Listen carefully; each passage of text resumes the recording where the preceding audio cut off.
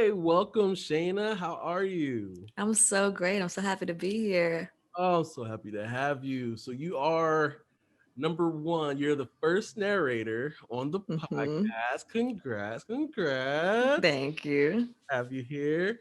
Um, so just to fill in the audience a little bit, I found you first, or I heard your name first, working on Gilded Ones. Uh, Yeah. that was a Random House book. If I Hmm. yep, Hmm. yep, yep. It's Thought about to come out too. I think Yeah, there like you go. in a Well, couple weeks. by the time it'll be out by the time this Never mind. It's already out. airs. If you haven't gotten it yet, Gilded Ones is out now, so go ahead and get it. Um, um, and like, so I don't necessarily listen to very many of the books anymore. Like I've kind of gone Yeah. other route, but when I was reviewing some of the audio, and I was like, oh my gosh, who is this person? This is awesome. Oh. And then they're like, "Oh, Shayna's bad." Like who's directing that? Beth Hicks, I think. Yeah. Yeah, so I reached Yeah. out to Beth. I was like, "Oh my goodness, who is it?" She's like, "Oh my God, it's Shayna Small, and she is so amazing. Oh. She's the best." And I was like, "Oh, bet." Like I gotta make sure she's on the list now. I'm honored. That Yeah, book was so much fun. yeah, right. It was a nice book. I have to finish it, but you know, I'll finish it with everybody else, I guess. Yeah, exactly. Exactly. And then continue to work together. We've done a couple of cereal box books together now, Hmm. or short stories Yeah. together now, um, and just absolute pleasure to work with. If any producers are looking out there, like our producers love Shayna. They're like, oh my gosh, she's so easy, Oh gosh. gets it done. She's on time every time, and it's so fast. So y'all book her, book her up. Thank you for the plug. Of course, we're here. We're here to amplify all these black voices, man. Get out of here. Um, so I guess talk to me a little bit about your journey as a narrator. So I guess first, were was narration like first to you, or did that kind of come after other parts of acting? Yeah, definitely. Oh, hold on. Harlem Siren. I'm just gonna wait a second because yikes. Don't come about that. This is my daily life. Is just waiting for sirens in this Gotta, apartment. gotta get a gate and get it out. I know. We'll have that conversation with the master engineer because I'm like, oh my god. Um. No, narrating kind of came. I want to say I've been doing it for about 10 years, and I discovered it as a thing I could actually make money from Oh, okay. around college, like my last few years of college, which were like some years back. We don't need to give you the date about that. um, I up until then I was in school for acting, and that was pretty much my focus. So I happened to know a guy that knew a girl that knew a guy that was starting an audiobook company, and they didn't really know what they were doing, and I didn't really know what I was doing. So we just kind of didn't know what we were doing together, and I fell into it that way. Uh, and they were titles that were like considered urban erotic lit street literature. So I ended up having to use a pseudonym because at the time I was teaching children theater. I didn't ever want them to like Google my name and hear some of the things that I was saying. Um, so that was my start in audio, and I kind of just kept going after that. Um, yeah, Okay. by by sort of accident, So I fell into it. by accident. Well, don't we all fall into it by accident? Yeah, I exactly. don't think anybody. I guess our generation didn't really know that audiobooks really existed. Right, because like right around the time that I was graduating, I'm definitely gonna date myself. Uh, iPhones were just starting to kind of pop off, and so that's when the audiobook app started like becoming super popular. And up until then, until it was on the app, I didn't really know a lot about it. But audiobooks definitely have been around, obviously, for much longer. But I just started like listening to them around that time and discovering that, oh, I can just download it on my phone, and that's easier than, going to get all 20 discs in the from the library. Oh man, with the backpack. Exactly. You're in New York anyway, so you know you already have your hands full. You can't just walk around. It's too much. You got to get on the subway. You got to have all the, it's a lot to carry. Absolutely, absolutely. So okay, so being a narrator, that is, you will say then that's your first, right? Or no? I'm an actress You're first. an actress first. Whoa, I'm an actress hold on, first. hold on. Yeah. Narrators are actors and actresses. Exactly. Like, they're exactly the same thing. I think one lends itself to the other. And I've found that in recent years, especially after this, I think I did some like 40 to 50 audiobooks last year, which I don't even understand how time worked. But it's been informing my acting choices, like the way that I read a script. First of all, I think I read much faster and I'm able to like gather information in a more synthesized, efficient way Okay. because of my work in audiobook and like having to read through all of these books that it's and trying to pick out characters and like certain things that I can like more quickly pick up on. And that's really been beneficial in how I approach like an audition for TV or a play. It's been, very symbiotic in how they inform one another. Okay. That's very good. So is that, would you say it's helping? Like, do you think your book rate is gone up? Absolutely. Absolutely. I think one, not that it matters how fast you read, but I think the amount of projects that I'm able to get done has been faster, and the quality, probably more important, has been better as you continue to practice. You get better as you listen to other, pros that have been at this for eons. You get better. Um, yeah, it's definitely been beneficial in all kinds of aspects of my artistic journey. Okay. Well, as a narrator, then, what would you say your favorite genre is? Ooh, I would definitely have to say, I don't know. I go back and forth, but I think at the heart of, at my heart, I am a true sci-fi fantasy Okay. girl. I really love it. I think it allows for expansive imagination and the opportunity to play different types of beings. Like in the book you mentioned, The Gilded Ones, there was this character that was horse slash winged animal. Okay. I don't even know exactly what that would be called, but the opportunity to kind of play all sorts of crazy creatures is always available in sci-fi and fantasy in a way that isn't necessarily available for, regular fiction or for like a biography. So Well, that's definitely where my heart is. like, I think a big misconception. I mean, outside of the whole fact that like black folks don't even write that kind of stuff, is like that a black woman would even be interested in it in the first place. Like, I don't think Mm, it's as talked about like as it should, because right, in my experience, I'm seeing a lot, but like I'm in a really small bubble. Like when I talk right, to folks on the outside, they're like, "Oh, like I don't, I don't think they would like that." I'm like, no, of course they would like that. You know, right, like right, right. why do you think that barrier? Like, do you still kind of feel that barrier? Or like, Yeah, I do. I mean, the thing is, like, the truth is that Black people have been writing these stories forever. And like, I think about Octavia Butler, who's a Black sci-fi writer, fantasy writer, Black woman. She died in like 2006, but she was the first science fiction writer that got a MacArthur grant.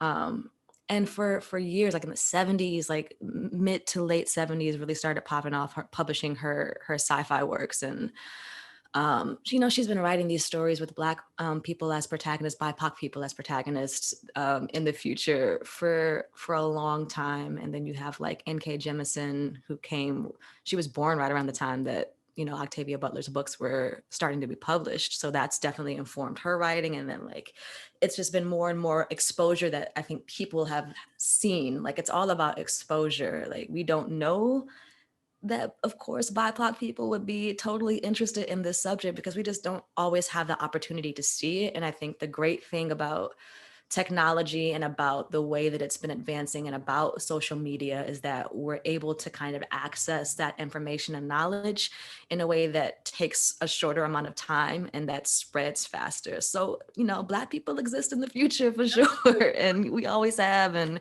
we've always envisioned ourselves in that kind of space. So I also find that as that's happening more, and as there are more audiobooks being produced where there are like BIPOC people that are actually narrating the stories, from a listener's ear, their perspective, I think they're becoming more and more accustomed to hearing those voices being heard. For a long time, we only heard those stories being narrated by white dudes. Yeah.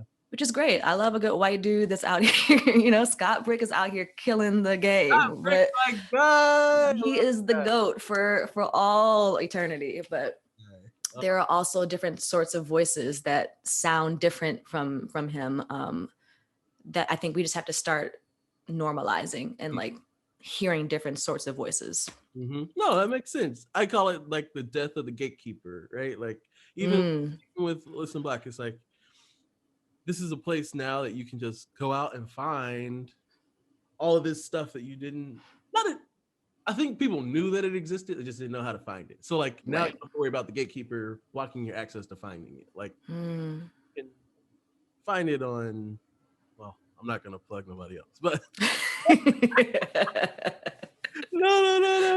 no, but like that's huge, because I think also that knowledge of access also lends itself to the lack of diversity in our narrator pool now, right? So like what do you think about like the growing trend of folks looking and searching for more BIPOC narrators and not necessarily knowing how to find them, but like they're trying right in a certain way? I mean, I'm here for it. I think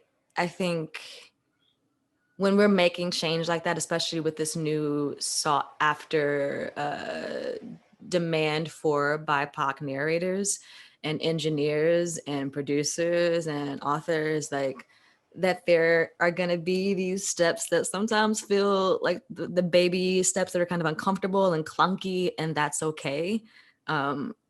But to just, I want to encourage, the producers out there and the production companies and authors to keep pushing. And like, I'm trying to think, I feel like last year was so crazy, first of all, but there was such a demand, especially after some of the uprisings that were happening in the summer for specifically Black voices, but also BIPOC voices. And my phone was ringing, and it's great.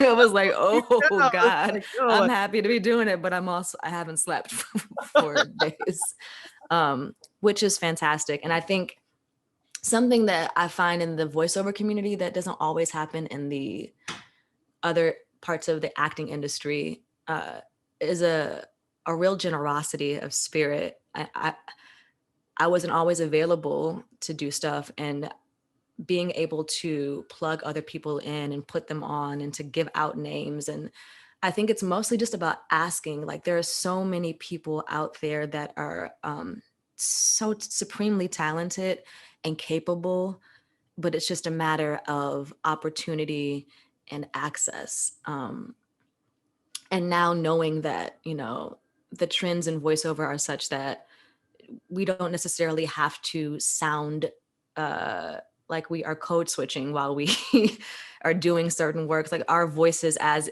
is with our own experience is enough and is beautiful, and that we can also bring that to it. Not that we can't code switch when we need to go to another character. I think that gives us range, but that our voices in their honesty and like where they are beautiful and are enough. And so it's just a matter of like doing the work to make a couple of extra calls or, a couple of emails and trying to go onto some networks and I don't know, Clubhouse or whatever you gotta do to make it happen. It's true, so true though, because like I think about like what was I gonna say, narration. I just lost the word. That's crazy. Here to go. No, when you talk about like access, Mm. you were saying the access, and like I had a thought, and then like I didn't want to hold on to it. Like, and I was like, I wanted to pay attention to what you're saying, It's but gonna come back in the middle of you saying a sentence. I know. Um, I guess more about access as far as having. Well, I'll go back. I'll go to the graciousness of spirit. So I really found, like you said, the graciousness of spirit to be like to plug other folks. Like my experience in the industry before audiobooks, it was always like any kind of entertainment stuff. It was always like, oh, I got mine. Yeah. Like yeah. I like really want to encourage like other BIPOC narrators or actors who are considering being narrators, like you said, just ask folks. Like folks are so willing to help in this community. It's outrageous. Really are. Like Yeah. I'm not gonna lie, I was a little thrown off. I was like, why are these people like just giving away all this stuff for free? Like, what's wrong with it? I'm not used to Where's that. the catch? Where's the catch? Like somebody's about to hoodwink me, but no, No. like you can get in a board and be like, hey, like I don't know why there's a hum in my mic, and I'm not an engineer, and I'm trying to bust out this project that they just said that they can't hire an engineer for, so I don't know what to do. Look, Like, the questions I'm gonna have for you after this about noise gates. Right? See? And it's like, yo, you'll have like 20 freaking responses and like tons of people helping you. You're like, oh, hit me in the DM. Oh, check out this video. I'll check out. Like, it's something unlike what I've ever seen, and I'm really, really hopeful that also translate as we bring in more BIPOC authors into the field, and producers and directors. Like we were talking, I was talking to a friend that we both know, and we were like, yeah, like we should probably work on like getting some Black directors as well. Because I think you're one. I mean, I know you're one, and I know I'm one. And I think I know maybe like 2 others that are like actors / directors. Right. That's it. Yeah. They out there. I know. Well, I know they're out there, but it's just like you don't ever hear about them. Exactly. Yeah. Talks about it. So like maybe all this we can get the ball rolling. We can get some discussions. I wanted to talk to you. So as the first narrator on, I definitely want some of your thoughts on like what would be like the first 3 things you would want an actor who's like, oh man, like I really think like audiobooks could help with the rent or could help with my career path or something like that. Like what would you say they should do first? First, I would say like become obsessed with it in a way that has you looking up every single resource. ACX, which is I think like a subsidiary of Audible or a compartment of Audible, they have really great educational tools on that site. They'll talk to you about what's required, what you should do beforehand, how to set up a studio, how to prep a book, how to approach different genres. I think it's a great place to start if you're just curious about it. And then just start like looking up the people that are doing it, listen to this podcast, really start investing in where you can learn and where you can get better, and like reach out to some of the narrators that maybe you hear, and not everyone responds, but some might. Some people offer coaching. I know Robin Miles, who's also like the GOAT of all audiobook happenings, has voxpertise.com, which also offers coaching And there are so many resources out there. It's just like you have to kind of become obsessed to the point where you're going to find as much information as you can. And as it starts to snowball, and you're like, it's the law of attraction that as you start to like put your intention and attention on something, that, you know, you start receiving it back. But education is definitely one. And then after that obsession of education, practice. Practice. Okay. Just really practice and, like, you know, play around. Even if you don't have like an amazing mic, like just play around reading some stuff and then listening back to yourself. And like listening to other narrators. I still have so much to learn about how to narrate specific types of genres. So I don't generally listen to a lot of audiobooks as a whole, just because I feel like my ears are tired most of the time. And I'm like, I can't actually even listen to anything right now. But I will listen to those samples on Audible or on those different platforms that give you like a retail sample. And you can already hear from different genres, like the approach, even if of one actor, like Dion Graham, every single book that he does sounds different because he is so attuned to how to create a different tone for each story. It's really just a matter of obsession. Like, become obsessed with it, reach out to your community, see who you know that knows what, you know, and start the baby steps. We'll have that community here. You can check it out on Listen Black as well. We'll have we'll have the training as well, where you can like set up your studio, all that. Boom. One-stop shop. It'll just be on the site, you know. We'll link to Robin in the show notes because she is freaking phenomenal. I would say good luck getting booked because that roster, the wait list is, you know, the wait list is crazy, I'm sure. But we'll have other ones as well.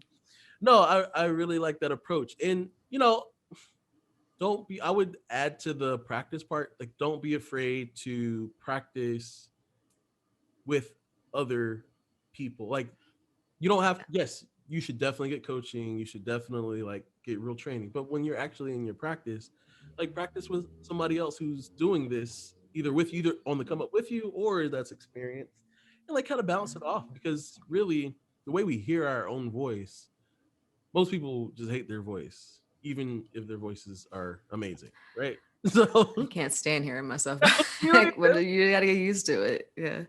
So you just, I mean, like, have like a team of listeners. It's not like your mom or your cousin or your yeah. Usually, friends usually don't try to help you out until you're already on. But. Right. That's great advice. Dope. All right. Well, okay, so we've talked on the positives. Like, what would you say some of the pitfalls are, or like some things to watch out for where you're like, oh wow, like this, I was not expecting that. The first thing that just popped up in my head. And now, oh God. When I first started doing audiobooks, there was one book that I didn't read all the way through. Which is a big no. I mean, I had a character that I started off with just a standard American accent. I think they were from like Brooklyn or something. So I guess it wasn't completely standard, but you know, whatever that means. Found out by the end they were Jamaican, had to go back and do all the dialogue different. It was just like, step number one is read the whole book. Read the whole book, please. Like, read the damn book. Just do it. Do it. You have to. And if you're not going to read the book, then you might as well just get out. Like, just go home. Just don't try. Don't go home. Go home. Like, be done with it. I mean, it was one of those things that, like, it was one sentence that said he was Jamaican. So I think I like sometimes I'll skim. More so if it's like a series, generally. Like if I read the first series and like I kind of have an idea, or if it's an author, I've done a lot. But this was a new book. I never read this author. And I just should have done a better job. Like that, you got to do your due diligence, you know, like you got to do the work. I'll tell them, I was like, look, I mean, because yes, you still read the book, but I'm always like, look, ask the author, are there any unique accents in this? Yes. And then once you get that Get it out answer, they're probably gonna lie to you and be like, "Oh no, it's totally fine." Go in and type in all the majors like Jamaican, Korean, Chinese. Just type them in your search and just pops up because that's the worst. Like, Oh, the engineer was so mad at me, and I was like, I couldn't. I was like, oh, I know. I was mad at myself. It was the worst. yeah, it's the worst feeling. I bought him so much cake. But and I would say, please listen to what she just said because it's literally the worst feeling. I know she said it's the worst, but when I tell you, when you come back from that, like when you see an actor and they're like, "Hey, so this accent's wrong," throughout the whole book. Like I know how I feel when they tell me. Oof. I can't imagine how they feel, how you're gonna feel on your side, but I'm just like, you don't want that feeling. You really don't. Read the whole book. Because especially if you're working with an independent, like if you're hiring out your production or something, like you're gonna end up getting charged by the hour, and you don't want to do like not that. okay. Charged by the hour ruins all of your income. No, don't do it. Don't do it. Per finished hour. Speaking on payment, so traditionally audiobooks are paid out by per finished hour. Was that always the case for you, or was that like something that popped in on you? No, by the time I got into the business, it was, well, caveat. The first audiobooks that I did were like at a studio where it was like a flat rate. Oh, okay. Which sometimes worked for your benefit and sometimes didn't, like, but I did so many of them that it ended up sort of evening out. But generally, when you're starting off, like the SAG rate, I think is, actually, I don't really know, but it depends on how many books you've done too. But well, it depends on who the publisher is for us. Like we have to go. Got it. The rate is. Got it. Yeah, I honestly don't know what the norms are anymore. I have an agent that the norm takes care of that, and I'm just $$50 a finished hour, y'all. It really is not. So on norm, it's not $100 a finished hour, y'all. It's not $150 a finished hour. Like, don't do it. Don't do that. Don't do it. If they're like, oh, I mean, if they're gonna do a royalty share with it, maybe. What? Figure out. Check out their reviews. See if they got, See if they're like really selling books. Don't tell them, oh, I have a bestseller. Like, no, go look at the number.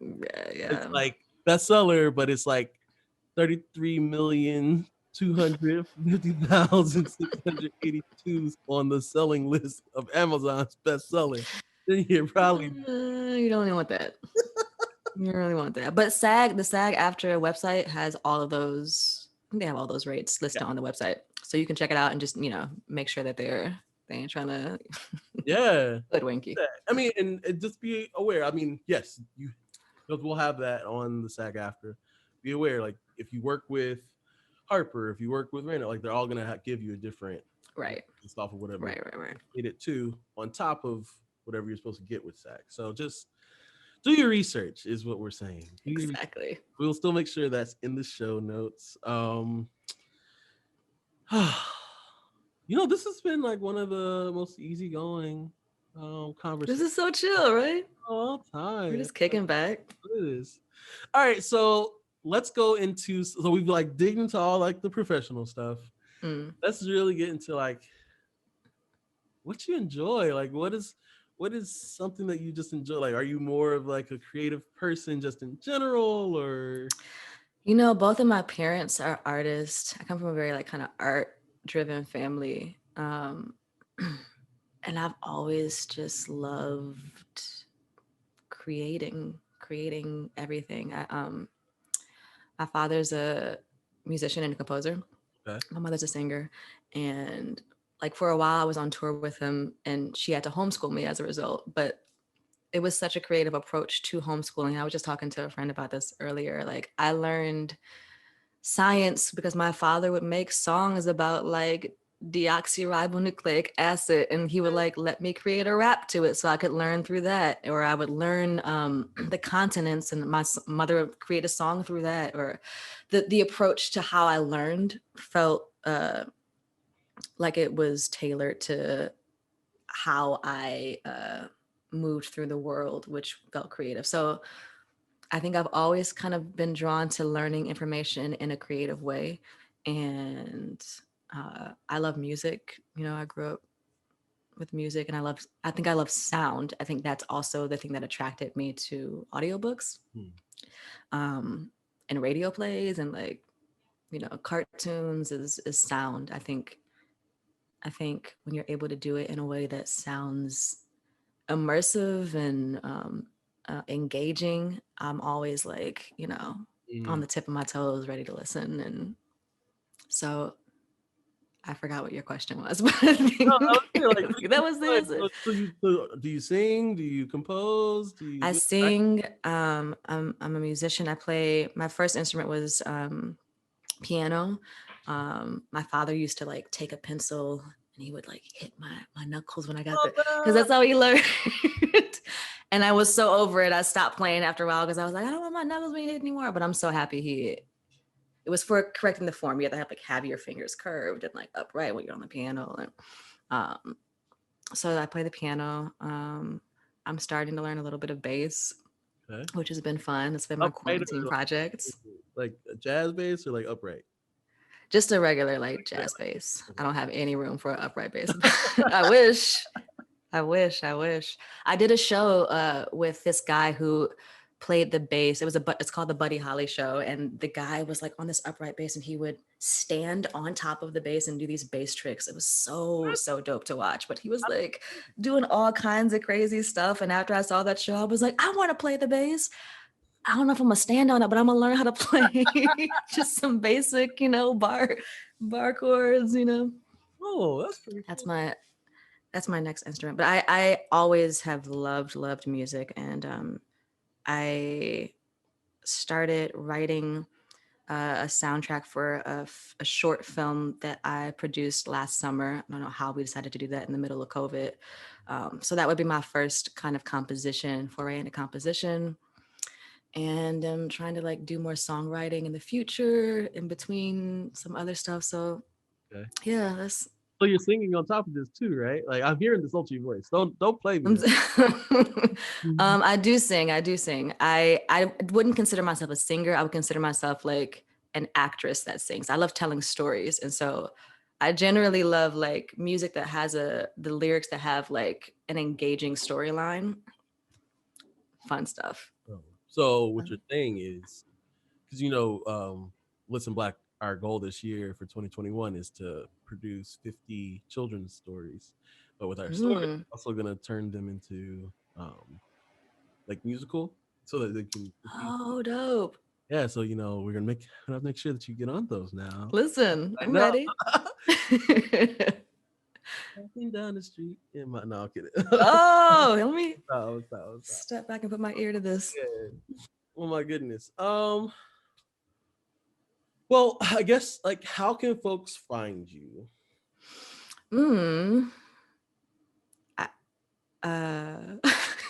I guess on my Instagram handle. Okay. Follow me there. I'm at Small Shay. I have a website, www.shaynasmall.com. I have a Twitter account that I haven't used in about 7 years. I should probably like think on that, but I'm always on Instagram. I'm always I always respond back to my website. Okay. I guess that's how. Well, that's how you're gonna find her. All right, that's how y'all find her.